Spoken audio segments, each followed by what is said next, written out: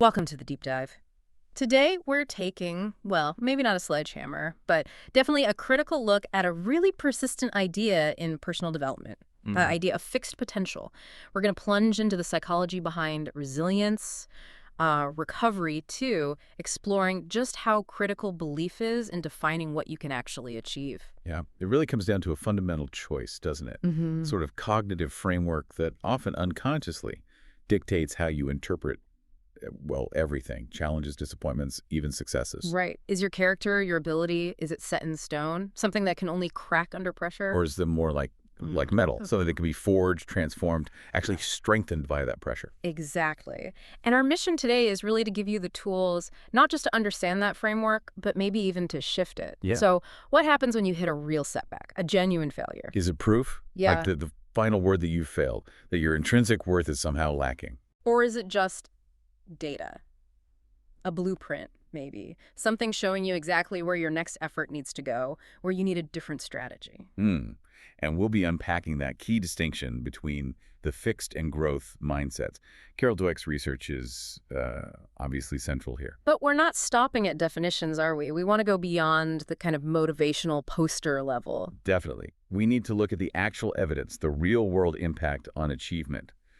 And crucially, we need to explore the deeper psychological stuff. Like cognitive dissonance. Right, and even things like conditioned resistance, these mechanisms that either prop up growth or actually actively undermine it. Okay, so let's start with the basics then, unpacking these core concepts, because really understanding the definition is the first step, right? If you want to consciously change something. Absolutely. So when Dweck talks about the fixed mindset, what are we actually talking about? We're talking about this foundational belief, often quite rigid, that your basic qualities, things like how smart you are, your talents, maybe even your personality, your ability to manage emotions, that these things are essentially permanent. Like they're just part of your makeup, unchangeable. Exactly. Woven into the fabric, you could say. And it's that permanence, that belief in permanence that makes it so, well, dangerous when you're dealing with setbacks. How so? Because if you hold this fixed view, you grant immense power, almost a frightening amount of power, to any single evaluation. Think about a test score, right? Mm. Or a performance review at work. Even a social rejection. Yeah. For someone locked in a fixed mindset, that single thing doesn't just measure how they did at that moment. It feels like it measures how smart they fundamentally are. And how smart they'll always be. Precisely. Yeah. How smart they'd be when they grew up for all time, Yeah. as Dweck puts it. It becomes this defining verdict. Wow, okay. That raises the stakes for everything, doesn't it? Because if you believe your core intelligence or character is fixed, then failure isn't just an outcome. No, it's devastating. It's interpreted as this final personal judgment on your intrinsic ability.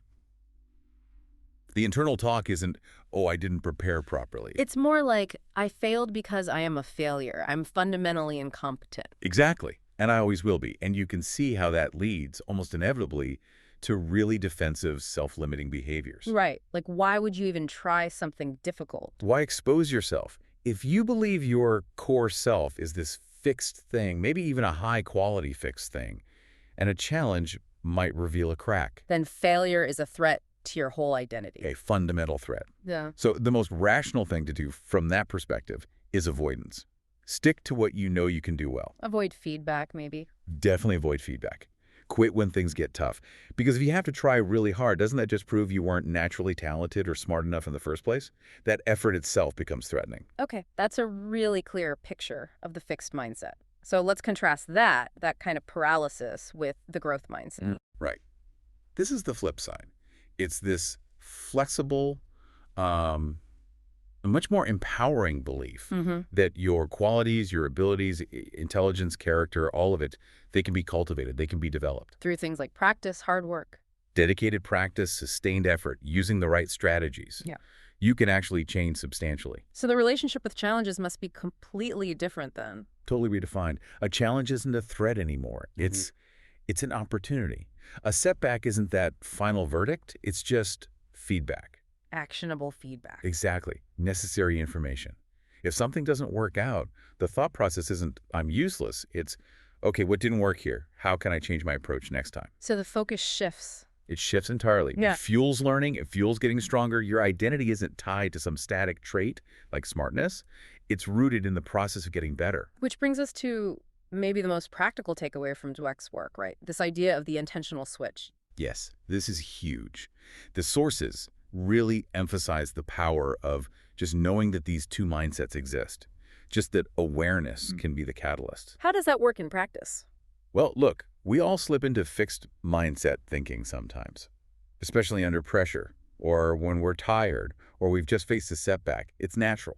Okay. The conscious act is recognizing the signs, catching yourself in the pattern. You know, when you find yourself thinking, oh, I shouldn't try that, it looks too hard, or passing up a chance to learn something new because you might look foolish. Or feeling really defined, like labeled by a failure. Yes, or even feeling discouraged just by how much effort something requires. Like, this is taking so long, maybe I'm just not cut out for it. That's the fixed mindset's defense mechanism kicking in. It's trying to protect that static self-image. So the intentional switch is about catching that moment. Catching it, yeah. Recognizing that feeling of avoidance or despair and deliberately, consciously switching frameworks. You have to kind of force yourself to reframe the internal language. So instead of, I can't solve this problem, You change it to, I can't solve this problem yet, and then maybe, okay, what are the first couple of steps I need to figure out? okay, that little word yet makes a huge difference. It moves the goalpost instantly. Wow. It shifts focus from ability, which feels fixed, to strategy or learning, which feels fluid and actionable. So it's like an internal interrogation. Am I seeing this as a judgment on who I am? Or am I seeing it as information about what I need to do next? That simple cognitive shift, that repositioning, that's the gateway. That's the key to resilience, really. Okay, the theory makes sense. It's compelling, but, where does the rubber meet the road? Where do we see this difference really playing out, especially under pressure? Well, some of the most powerful evidence comes from looking at academic trajectories, specifically during times of big transitions. Those periods act like perfect incubators for that fixed mindset trap we were just talking about. You mean like moving schools or levels? Exactly. The classic example is the transition into junior high or middle school. It's a tough environment psychologically for a lot of kids. Why specifically then?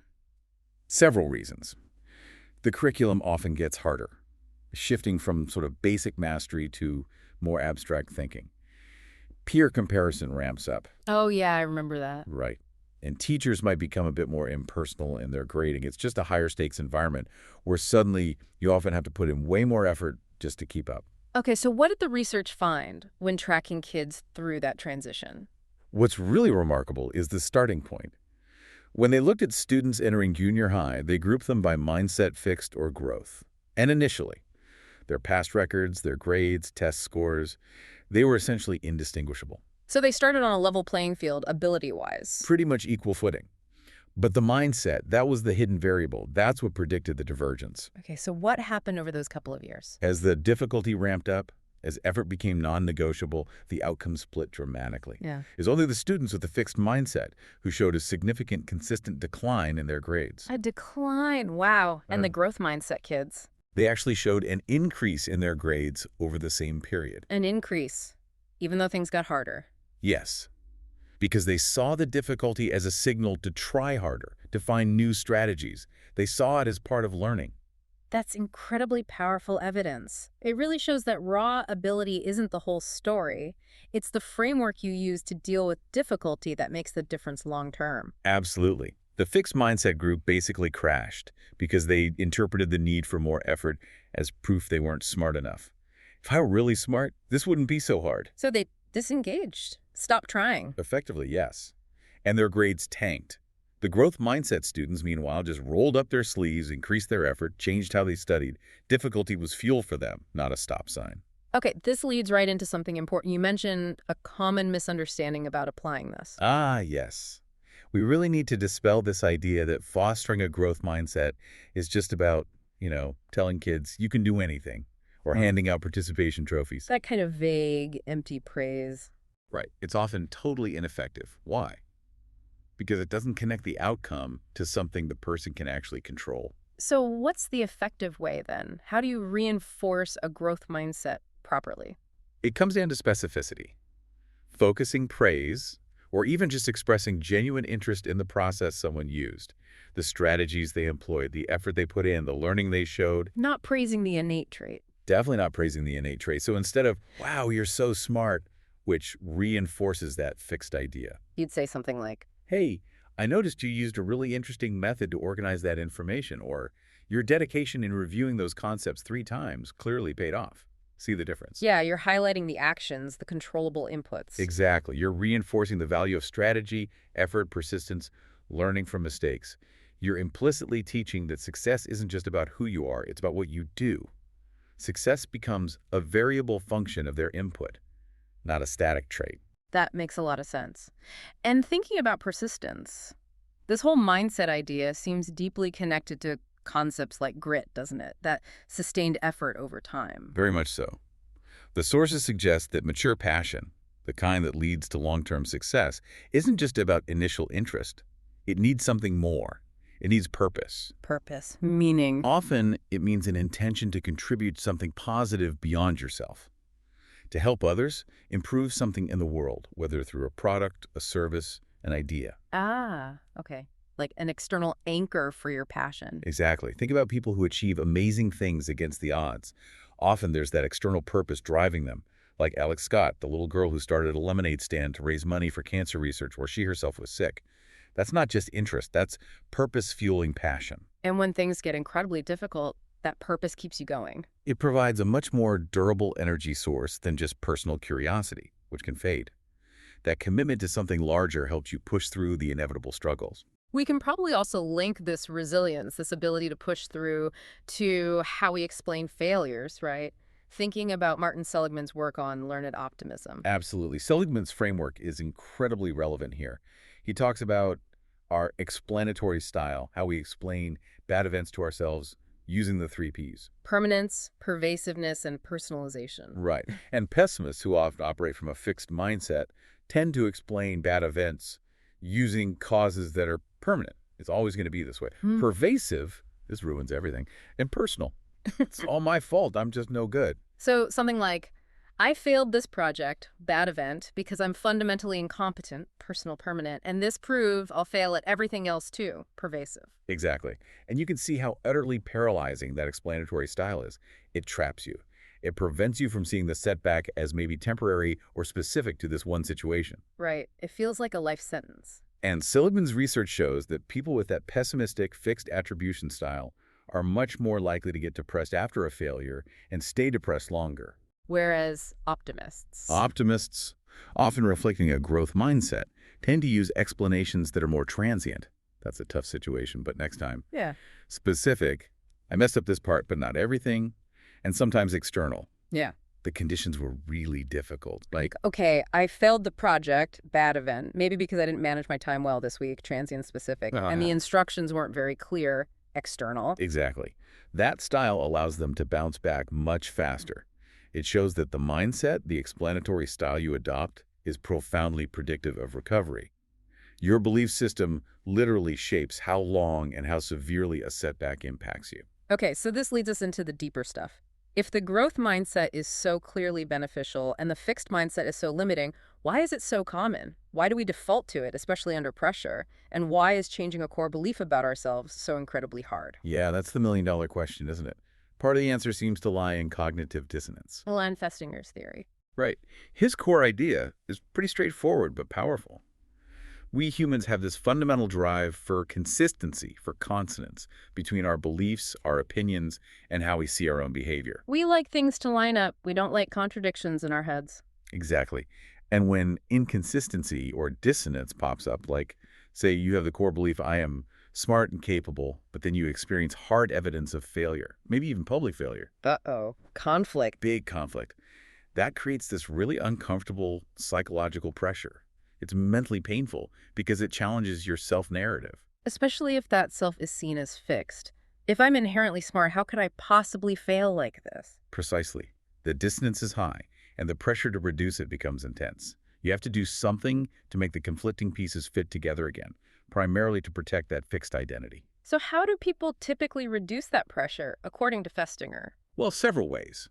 One common tactic, if you're protecting a fixed mindset, is simply avoiding new information that might increase the dissonance. Yeah. Don't take the challenging course. Don't ask for feedback. Stay in the comfort zone. Right. Or, even more common, you engage in rationalization. You find ways to explain away the contradictory behavior or outcome. Like blaming external factors. Absolutely. Dismissing the failure. Oh, the test was unfair. The market conditions were impossible. My boss just doesn't get it. You're not denying the failure happened, but you're arguing it has zero connection to your core fixed ability. You're adding other thoughts, other consonant cognitive elements to make the failure seem less inconsistent with your fixed self-image. You got it. And another key thing Festinger noted, Mm-hmm. when dissonance is high, people actively seek out social confirmation. They gravitate towards others who share their fixed views or who will validate their rationalizations. Safety in numbers. Hmm. Reinforce the belief system. Exactly. This search for social agreement hardens the fixed viewpoint. It makes it incredibly difficult and psychologically threatening to actually take in critical feedback needed for growth. You're not just challenging an idea anymore. You're challenging a whole socially reinforced definition of who you are. And this defensiveness, this protection of the fixed self, it isn't just a mental game, is it? There are deeper, maybe even physiological roots. Yeah, seems so. This is where looking at the physics of unlearning, drawing parallels from conditioning research gets really interesting. You mean like Pavlov's work? Exactly. Pavlov showed how the brain sets up these complex pathways of positive influence, excitation like salivating for food, and negative influence, inhibition like not salivating for a non-food signal. What's fascinating and kind of counterintuitive is how hard it can be to change these pathways once they're established, especially with subtle adjustments. Tell me more about that. What's this insurmountable obstacle idea? Okay, so Pavlov trained animals to make discriminations. For instance, salivate at a perfect circle. That's excitation. But don't salivate at an ellipse. That's inhibition. Easy enough. All right. But then he tried making the discriminations much finer. He made the ellipse look more and more like the circle, trying to get the animal to tell the difference between, say, an ellipse with a 2.1 axis ratio and one with a 9.8 ratio very close to a circle. Okay, pushing the limits of perception. And when the differentiation became too subtle, too difficult, something dramatic happened. If the animal failed to make that fine distinction, it often seemed to break all the previously learned pathways. Oh, wait, even the easy ones, like circle versus obvious oval. Yes, all the established differentiations could just collapse. This breakdown between excitation and inhibition created what Pavlov called an insurmountable obstacle to using new, more subtle analysis. The whole system kind of short-circuited and regressed. Wow, so the parallel to mindset is trying to make a subtle shift in a deeply held, fixed belief, like maybe I'm not brilliantly talented, but I'm capable of learning this. That can feel like destabilizing your entire mental framework. It could feel that way, yes, like you're messing with fundamental wiring. The brain might resist because it's trying to protect those older, more robust established pathways. It feels safer, even if it's limiting. And there's another physiological angle, too, related to trauma. Yeah, looking at trauma and the felt sense. Trauma research, particularly work by people like Peter Levine, suggests the core reaction isn't just mental, it's deeply physiological. It's the body getting stuck in a high state of arousal, preparing for fight or flight. But that energy never gets discharged or completed. The nervous system stays frozen, essentially, stuck on high alert. Exactly. Stuck in survival mode. And that state physically prevents flexibility, learning, and taking in new information effectively. If a failure triggers a deep old fear of inadequacy, which might feel like a survival threat to the nervous system, you're not just dealing with a bad thought. Your body might be physically locked down. So just trying to think your way out of that fixed, frozen state might not be enough. Often, it isn't. Real healing, real change often requires getting back in touch with the felt sense, the actual physical sensations, the impulses in the body. That's the language the older parts of the brain understand. Intellectual understanding talks to the cortex, but the fear might be lodged deeper. That's the idea. To really unfreeze those debilitating fixed beliefs that stop you from acting, you might need to access and somehow process or discharge that stuck survival energy. Often this involves some form of physical awareness or even movement. Like completing the block survival response, symbolically or physically. Sort of. Connecting with the physical feeling, the tension, the urge to run, whatever it is, and allowing it to move through or be expressed in some safe way. The point is, it highlights that deep, lasting change. The kind of flexibility a growth mindset demands isn't just about having new thoughts. It needs to be embodied somehow, integrated with physical sensation, maybe emotional release, to overcome those rigid, locked-in states. Precisely. The growth mindset needs to be felt, lived, not just understood intellectually. Which brings us, logically, to what's needed to even start that process. Self-awareness and humility. You can't change what you don't see, right? Absolutely. And philosopher Eric Fromm made a great point about this. He argued that achieving real objectivity, the ability to reason clearly, requires a kind of intellectual humility. Humility? How so? It means consciously stepping away from what he called the childhood dreams of omniscience and omnipotence, that fantasy that we know everything and can control everything.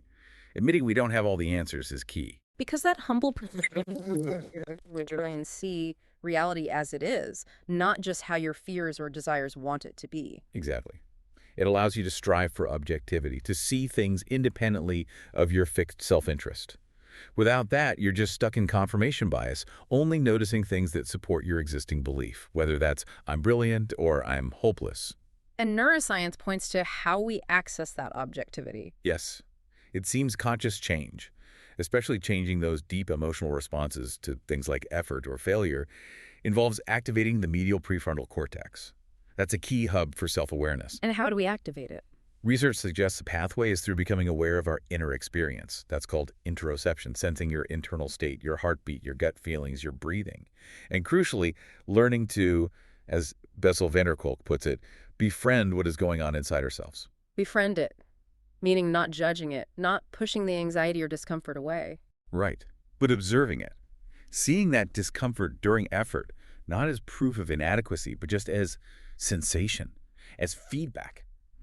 Useful information. Okay, so we need awareness, humility, and maybe some practical tools to actively fight against our default fixed mindset tendencies. Definitely. We need ways to proactively counter that cognitive bias towards certainty and defensiveness. One really powerful tool the sources mentioned is running a pre-mortem. A pre-mortem sounds ominous. What is it? Yeah, it sounds like the opposite of post-mortem. And it kind of is. The fixed mindset loves quick certainty, right? It avoids criticism. A pre-mortem flips that completely. Oh. Before you even start a project or after making a big decision, you proactively assume it has already failed spectacularly, say, 6 months down the line. Then, your job, maybe with your team, is to brainstorm all the possible reasons why it failed. So you're forcing yourself to look for the potential pitfalls before they happen? Yeah. You're deliberately seeking out disconfirming evidence? Exactly. Yeah. You short-circuit that natural tendency to only look for confirming evidence and rationalize premature success. It forces you to ask those tough questions.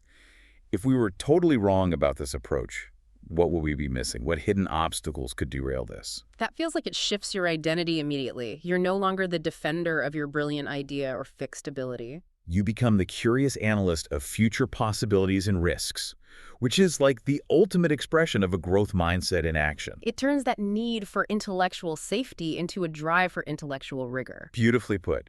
And that rigor, built on awareness and humility, is the foundation for real, lasting growth. #tag outro. Wow. We've covered a lot of ground today, really mapping out this whole landscape of potential and belief. We started by defining that fundamental split. The fixed mindset seeing ability as this permanent judgment. The verdict. Right, a verdict. Versus the growth mindset seeing it as something you can cultivate, a process. And we saw how tangibly that plays out in the studies on students, affecting grades, affecting resilience. And the importance of how we give feedback came through strongly too. Praising the process, the strategy, the effort, not just slapping on a label like smart. Then we really dug into why change is so tough. Exploring cognitive dissonance, how we twist things to protect that fixed self-image. And those deeper physiological roots, too. The conditioned resistance, the way trauma can physically lock us into rigid patterns, preventing that flexible learning. Which all pointed towards the solution, or at least the path forward, needing that conscious, humble self-awareness, learning to treat failure not as a final verdict, but as feedback, actionable input, both psychologically and even physically, learning to read the signals rather than just react to the judgment. Okay, so here's a final thought for you, our listeners, to mull over, building on everything we've discussed. We know from other research that having too much choice, unlimited freedom, can actually become paralyzing. Barry Schwartz called it the tyranny of choice. It becomes overwhelming to choose well or commit fully.